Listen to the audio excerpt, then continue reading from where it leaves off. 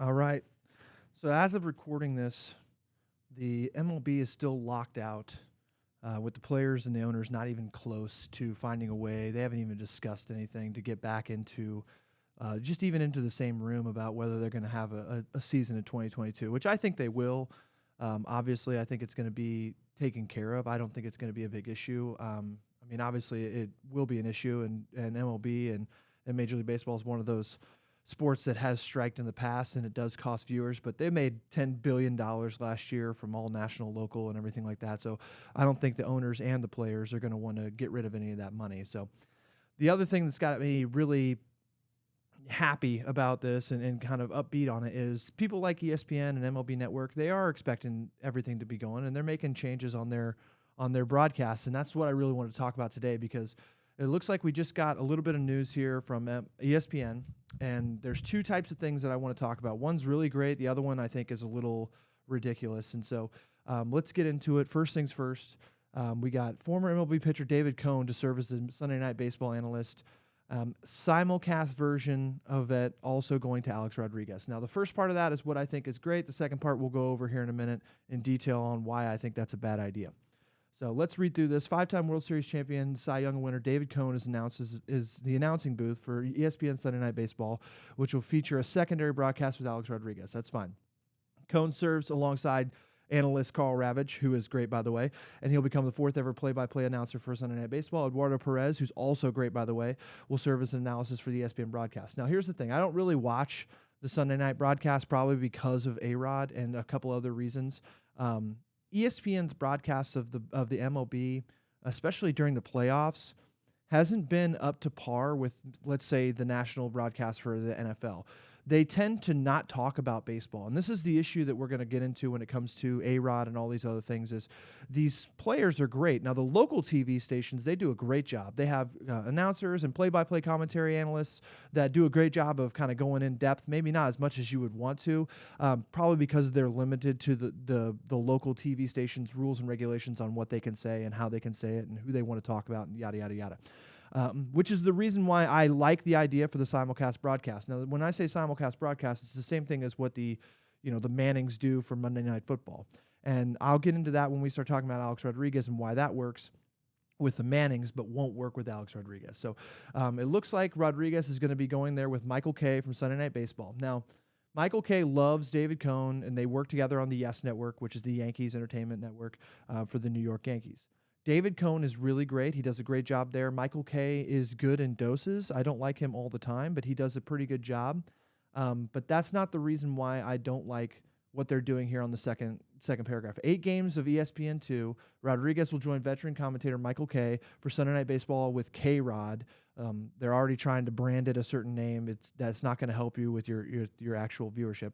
The broadcast similar to the Manning cast, which features the former quarterbacks Peyton Manning and Eli Manning during Monday Night Football. Special guests, fantasy baseball, predictive elements, yada, yada, yada. Now, the reason why the Manning stuff works is 2 reasons. One, the Mannings are brothers, and they have known each other forever. They know exactly what they're doing.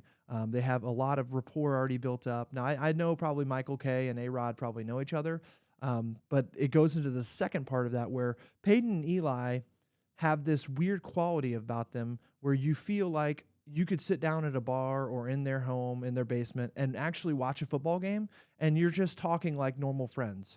And you're going through the game, and they're giving you their analysis, because obviously both of them are Hall of Fame quarterbacks. They both know what they're doing.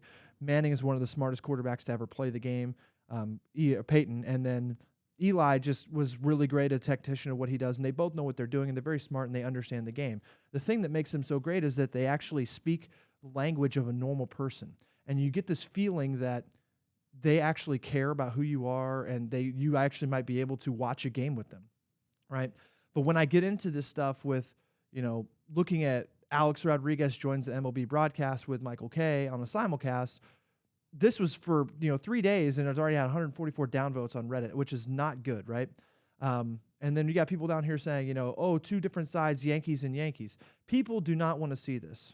Right, I put down here, this is only going to go one of 2 ways. It never starts because of the backlash of how terrible an idea this is, or it gets canceled due to lack of viewership after about 2 weeks. And people were like, yeah, it's an accurate take. they want to do all this, continue to force, but they actually don't care about the fans want. Well, we don't need to get into all that. Who the F ever wanted this? Nobody really wants this. Good idea or not? Absolutely classic clip of Michael K. show. Okay, great, great, great. Can't think of a single person at ESPN could pair with A-Rod that would make me want to tune in. Nobody wants to see this. And the reason why I say that is because Alex Rodriguez he was a great player. He was an unbelievable hitter. Yes, he took PEDs. He admitted to it. He did all that. The thing with A-Rod that it gets me, and the reason why I don't think it's going to work, is he has this air about him that if you got too close to him with even like an 8-year-old child looking for an autograph, he might call security. I don't feel like I could actually watch a game with Alex Rodriguez, and it would be something where he would sit down and treat me like an equal. He would look down upon me like I was some plebeian that just showed up at the game and that he should just give me an autograph and I should go away. He doesn't feel like a personable, down-to-earth guy. And I'm not saying it's anything against Alex Rodriguez. It's the way he comes across when he's on screen. Every time I've watched him during all of his broadcasts, he's very, I wouldn't say stiff, but he has this elitist attitude. And he kind of played with that attitude as well. I mean, when he played, people didn't really like him because they thought that you could just get this feeling like he knew he was better than everybody else and nobody should really be playing with him, right? And so when we look at this, that's the difference between the Manning thing and Alex Rodriguez. And so the Mannings make you feel, even though obviously don't know the Mannings very well, but they make you feel like you could have a beer with them or sit in their basement with them and actually go through everything. And they would give you the time of day to sit down and talk to you about football as long as you could keep up with their conversations. Alex Rodriguez, not only to me, feels like a player if Joe Buck was a player, that's what Alex Rodriguez feels like. I don't know anybody who likes him as a play caller. A lot of people are saying this is going to be really, really great because now he won't be on the actual broadcast for ESPN, and that's great. So I think it's going to be one of those things where unless Alex Rodriguez can figure out this way of getting this reputation away from him of I'm an elitist, and the people that watch baseball want to be treated, especially on these simulcast things, like they're sitting with somebody who would make them laugh at their jokes, have fun with them, and they feel like they're sitting there right next to them. That's the point of those broadcasts. They want to hear, high-end takes. They want to hear what they actually have to say. They don't want a guy in a suit just sitting there reading off a script. They want good insights of a new insight, the way things are going, right? Which leads me to my next point, right? I saw this at Michael K. and Alex Rodriguez going to do the simulcast, and I put on Reddit, hey, why don't we get somebody like Mark DeRosa, who is on MLB Central. He's great for MLB Network and for Sunday Night Baseball. And we're getting a bunch of people. Yeah, I would definitely want to watch this over the alternative, right? I said, the MLB Network needs to get on this, yada, yada, yada. People will say that, they can't obviously do that. No, give it to A-Rod. Hell, give him his own channel. He needs to be quarantined so we never have to listen to him again. These people don't want this. They don't want A-Rod to have his own thing because they don't feel like they can relate to this guy. Now, the reason why I say Mark DeRosa is when people watch MLB Network and they watch MLB Central with him and Roflo and Lauren Shahadi, and it used to be, him and Matt Vasgersian, which would be great as well.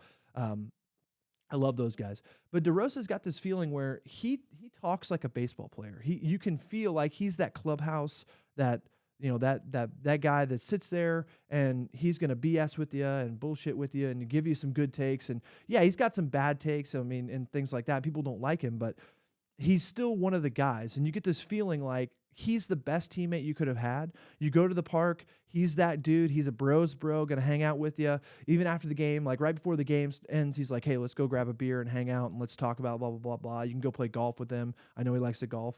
And then there were some other people here that gave a few other ideas that said, why not Kevin Millar and Chris Rose? Now, not a lot of people upvoted that because obviously, it's the Yankees and stuff like that, but I like that too. Kevin Millar is great. I think Kevin Millar and Chris Rose would be much better than A-Rod and Michael K. And when we get into this, what they're really looking for is somebody that can actually bring you in and keep you engaged with funny stuff. The Mannings are hilarious. And the people that they bring on, they BS back and forth with them.